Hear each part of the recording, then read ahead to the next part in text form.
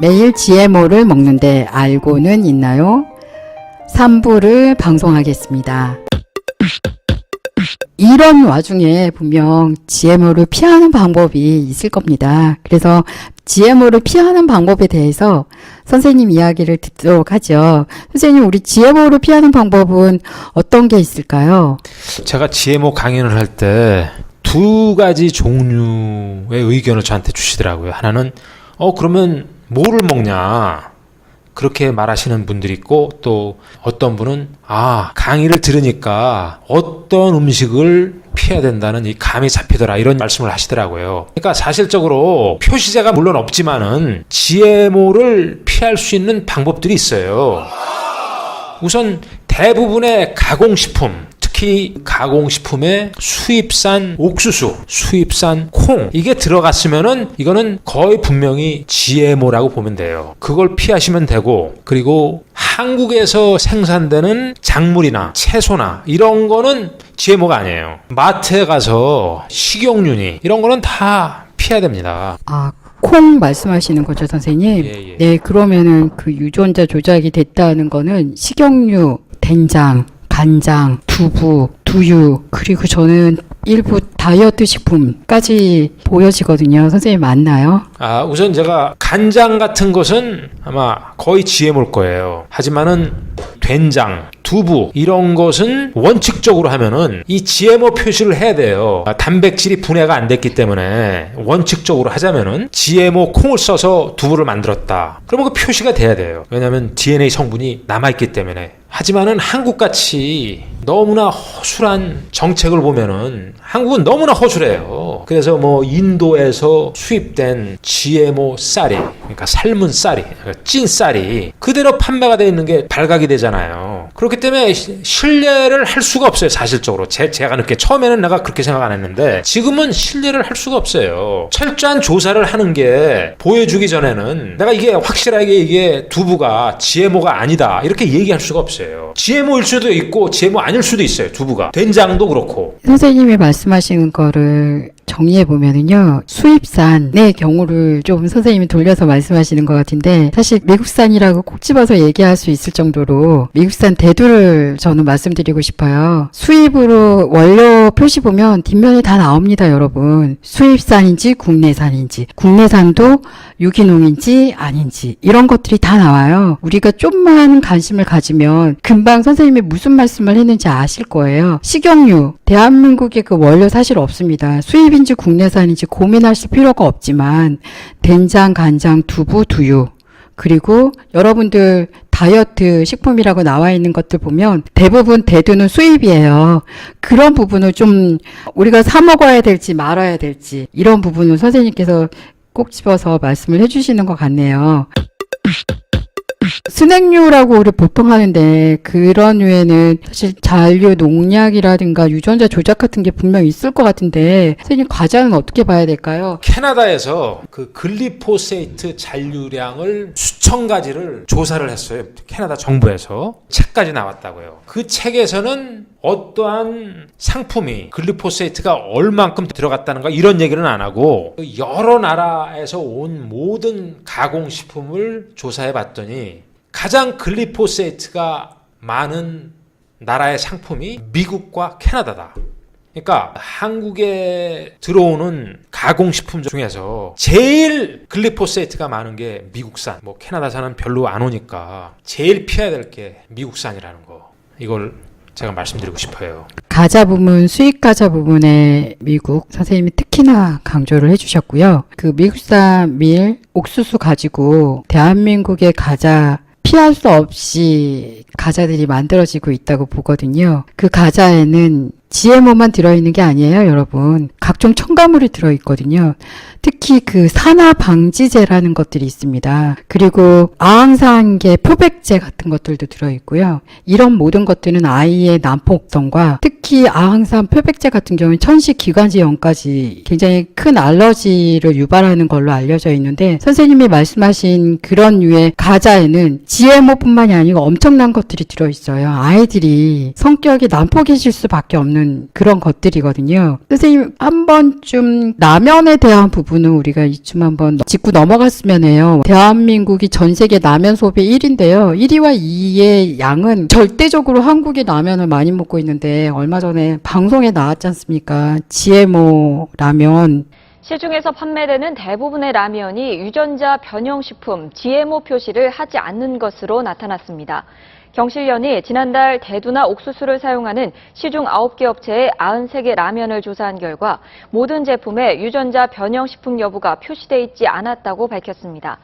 경실련 측은 해외로 수출된 라면에서 유전자 변형 대두가 검출된 적이 있는 만큼 국내 소비 라면에도 유전자 변형 식품 여부를 표시해야 한다며 식품의약품안전처에 라면의 GMO 사용 여부를 조사해달라고 요청했습니다. 그거의 심각성을 그 방송을 본 분들이면 모를까. 그럼에도 불구하고 우리가 이 방송 우리 청취자분들을 위해서라도 라면의 어떤 그 심각성은 다시 한번 이야기를 좀 나눴으면 하거든요, 선생님. 라면에 대해서 그 GMO 성분에 대해서 꽤 언론에 보도가 됐는데 저는 그 문제보다 이 글리포세이트에 대한 문제가 더 크다고 봐요. 그게 무슨 뜻이냐? 밀은 GMO가 아니에요. 밀은 GMO가 아닌데도 글리포세이트가 잔뜩 흡수돼 있어요. 왜냐? 밀을 수확하기 전에 약 10일 전에 글리포세이트를 뿌려요. 그러면은 밀이 죽어요. 죽으면서 이게 말라요. 그러니까 일종의 건조제로 사용하는 거죠. 글리포세이트를. 그게 바짝 마르면은 이 수확하기가 편해요. 한국에서도 벼를 수확한 다음에 그거를 말리려고 땅에 널어놓는 걸 볼 수 있잖아요. 근데 미국에서 사용하는 방법은 그냥 죽여서 말리는 거예요. 그럼 물론 농부한테는 편하겠지요. 하지만은 글리포세이트가 잔뜩 흡수되어 있는 거예요. 글리포세이트가 그 라면에 사용되는 밀가루에 있는 거죠. 그래서 이 라면은 뭐 다른 여러 가지 문제가 있지만은 뭐 영양가도 없고 식품 첨가물이 잔뜩 들어있고 이런 문제가 있지만은 제가 생각하는 가장 큰 문제는 그 글리포세이트가 흡수되어 있다는 거. 면을 좋아하는 사람은 쌀로 만들어진 면을 찾는 게 이게 저쪽 그 전남에서 쌀로 면을 만드는 사람을 내가 직접 만났거든요. 그런 쪽으로 바꾸는 게 현명하다고 보고 있죠. 가습기 살균제보다 더 무서운 게 농약 중독입니다. 얼마 전에 방송한 게 있어요. SBS 스페셜에 농약 중독, 한국도 조심하라. 여러분들 시간 되시면 유튜브에 있습니다. 꼭 보셔야 될 거거든요. 농약, 선생님이 말씀하신 그 밀에는 글리포세이트가 농약, 우리 소위 말하는 농약이라고 생각하시면 별반 다르지 않거든요. 물론 제초제이냐 농약이냐인데 사실상 같은 부분을 선생님께서는 말씀하고 계시는 거예요. 농약이라든가 글리포세이트, 제초제라든가 다 같은 성분이거든요. 그래서 여러분들 이 선생님이 말씀하신 것처럼 라면에는 유전자 조작, 그거는 바탕에 되어 있는 와중에 선생님이 한 번 더 강조해 주시는 거예요. 그 밀을 건조할 때, 그리고 그 밀이 농약에 있다라는 그 중독성이라는 거가 정말 가습기 살균제보다 더 무섭습니다, 여러분. 그래서 그 라면에 대한 부분 굉장히 치명적인 거니까요. 그런 부분 여러분들도 또 그리고 절대 가족분들, 아이들이 먹지 않게 다시 한번 심각하게 우리가 그 라면에 대한 부분 생각을 좀 하셔야 되는 거 잊지 말아야 될 것 같아요. 그리고 선생님께서 잠깐 쌀 이야기 해주셨거든요. 사실 그렇습니다. 우리가 그 쌀 부분에서도요, 통곡물을 먹어야 돼요, 여러분. 통곡물이라 하면 현미거든요. 이런 현미 부분에 있어서 사람들이 많은 이야기를 나누고 있는데 그 현미는 껍질째 우리가 먹는 거잖아요. 그래서 여러분들 가급적, 아니 절대적으로 모든 돈은 다 아끼시고요. 현미, 쌀만큼은 우리가 주식으로 먹는 거기 때문에 이런 부분은 살충제, 즉 제초제나 농약이 없는 유기농을 선택해서 꼭 먹으셔야 된다는 게 선생님이 말씀하시는 것부터도 벌써 답이 나오고 있어요. 그런 와중에 선생님은 한 번 더 얘기하시거든요. 밥 현미로 먹고 정말 밀가루 꼭 먹고 싶으면 쌀국수, 쌀로 되어 있는 거를 먹으라고 얘기하는 거거든요. 그래서 그런 부분도 선택하실 때 꼭 꼼꼼히 하시고요. 여러분들 밀 있습니다. 우리 밀, 안진뱅이 밀이나 우리 통밀 같은 것들이 지금 많이 팔리고 있어요. 물론 가격이 수입밀에 비해서 가격이 있습니다. 우리 통밀, 국내산 밀, 안질뱅이 밀 이렇게 재배를 하는데요.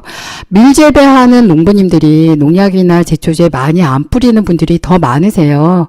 특히 그런 밀들은 한살림 같은 곳에 가시거나 또 유기농 매장에 가면 안질뱅이밀, 우리밀, 통밀이 된 거 있어요. 여러분들 그런 것도 100밀로 사 먹으면 가급적이면 피해 주시고요.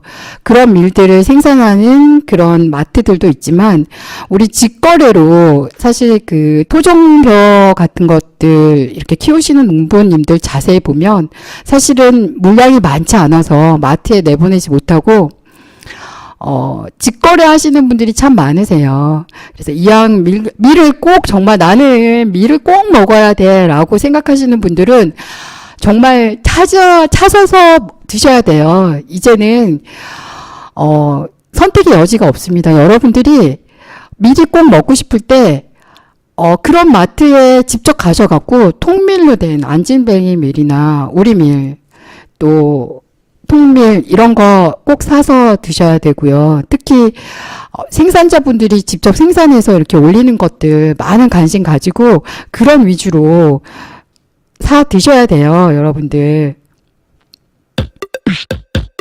선생님의 책이 인터넷에 무료 배포가 되고 있어요.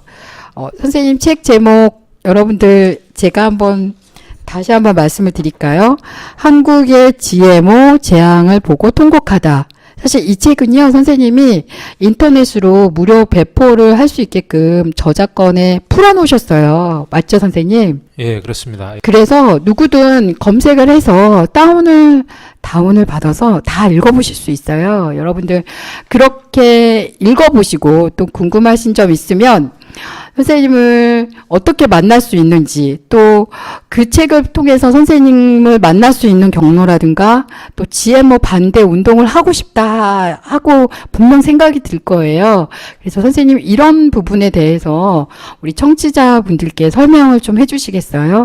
예, 제가 반 GMO 운동을 하는 단체 이름은 GMO 없는 바른 먹거리 국민운동 본부. 이 단체 이름은 페이스북에 들어가서 쳐보시면은 그 사이트가 있어요. 그리고 제가 공유하는 책은 제 전화번호가 있습니다. 그래, 궁금하시거나 이 반 GMO 운동에 참여하고 싶은 분이 있으면은 문자를 주세요. 이 단체가 시작된 지 좀 한 1년밖에 안 돼서 많은 분들의 참여가 절실적으로 필요합니다. 그래, 우리 단체에 가입하시고 같이 운동을 하시고 했으면 좋겠습니다. 그 선생님이 말씀하시는 거는요, 여러분들이 모두 다 외부로 나와서 같이 행동을 하기도 바라시지만 아마 후원해 주는 것도 말씀을 하시는 것 같아요. 선생님, 후원은 어떻게 하면 될까요? 후원은 우리 CMS가 있는데 저한테 연락을 주시면 CMS를 보내드릴게요. 문자로 보내드릴 수도 있고 연락을 주시면은 제가 한 달에 한 번씩 그 역삼역 부근에서 유기농 문화센터에서 강연을 합니다. 세 번째 금요일. 이번 9월 달에는 11시서부터 2시까지 하고 그리고 10월 달부터는 저녁 6시 반에서 8시 반까지 합니다. 네, 선생님께서 그 운동 또 참여할 수 있는 방법을 말씀해 주셨는데요. 다시 한번 정리해 보면 1차로는 여러분들이 행동하고 싶으면 GMO 없는 바른 먹거리 운동본부를 통해서 함께 활동을 해주시면 되고요. 내가 거리로 나올 수 없다라면 선생님 그 웹사이트나 다음 카페, 페이스북 같은 데에 들어가시면 후원할 수 있는 방법들이 나와 있어요. 특히 그 페이스북에 GMO 없는 바른 먹거리 운동본부 검색을 하시면은요, 그곳에 들어가면 후원을 할 수 있는 방법이 계좌라든가 이런 것들이 나와 있기 때문에 또 가입도 해주시고 정보도 매번 받기를 여러분들께서 선택해 주시면 되고요. 또 선생님께서는 유기농 문화센터에서 매달 셋째 주 금요일마다 정기적으로 수업을 하신다라고 말씀하셨어요. 실제로 저는 선생님 강의를 들어봤는데요. 선생님 강의를 들으면 이렇게 라디오로 들을 때보다 사실은 더 실감나고 열정적으로 설명을 해주세요. 엄청난 자료들을 또 보실 수 있거든요. 아, 우리가 무엇을 먹어야 되는지, 그리고 정부에게 완전 표시제를 우리가 왜 부르짖어야 되는지, 그런 거 현실적으로 정말 많이 와닿습니다. 채식을 부탁해 가족 여러분, GMO 확실하게 생각해 주시고요. 아마도 선생님하고는 다음번에 또 이야기를 나눌 때 이 농약 부분, 특히 농약과 이 살충제 부분을 한 번 더 이야기를 나눠야 되지 않을까 싶어요. 먼저 땅과 환경에 대한 부분을 생각했을 때 우리가 왜 농약이 들어가 있고 살충제를 뿌리지 않은 유기농의 농산물을 선택해야 되는지에 대해서 살짝 이 시간이 끝나기 전에 한번 고민해 보실 필요는 있어요. 우리가 유기농의 제품을 사실 비싼 가격을 주고 지불하는 거거든요. 그런데 그 제품의 값은요, 한번 생각해 보세요. 이 제품 가격에는 고생하는 유기농 농민들, 그들의 수고가 있고요. 그리고 종자 부분이 있어요. 이 종자, 우리가 지속 가능한 부분에 또 땅과 물이 있거든요. 바로 환경 보전이라는 것들이에요. 그래서 농민들의 수고, 그리고 종자, 지속 가능한 그런 부분에 땅과 물, 이 환경 보존에 대한 모든 미래에 대한 우리가 값이 포함되어 있다.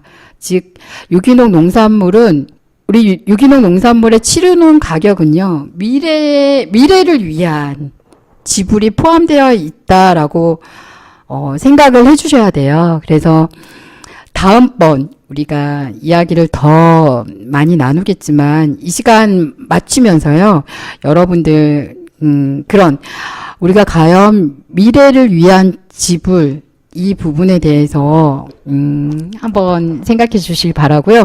오늘 이렇게 많은 이야기를 함께 해주신 오로지 선생님, 마지막으로 한 말씀 꼭 그 청취자들에게 생각 꼭 잊지 말아야 되는 거 한마디만 정리 한번 해주시겠어요? 하루에 3번 투표한다. 어떤 음식을 구입하느냐에 따라. 이게 엄마의 파워입니다. 이게 제대로 되면은 나머지는 저절로 해결돼요. 어떤 음식을 피하고 어떤 음식을 선정하느냐. 이거는 엄마의 파워예요. 엄마의 투표권입니다. 엄마의 투표권, 네, 요리하는 겁니다. 원료를 생각한 요리를 하시라고 선생님이 말씀하시는 것 같고요. 오늘 매일 GMO를 먹는데 알고 있나요? 방송을 함께 해주신 오로지 선생님 정말 감사합니다. 예, 감사합니다.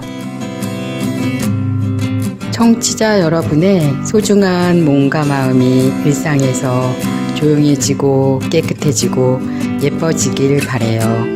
그럼 다음 시간에 뵐게요.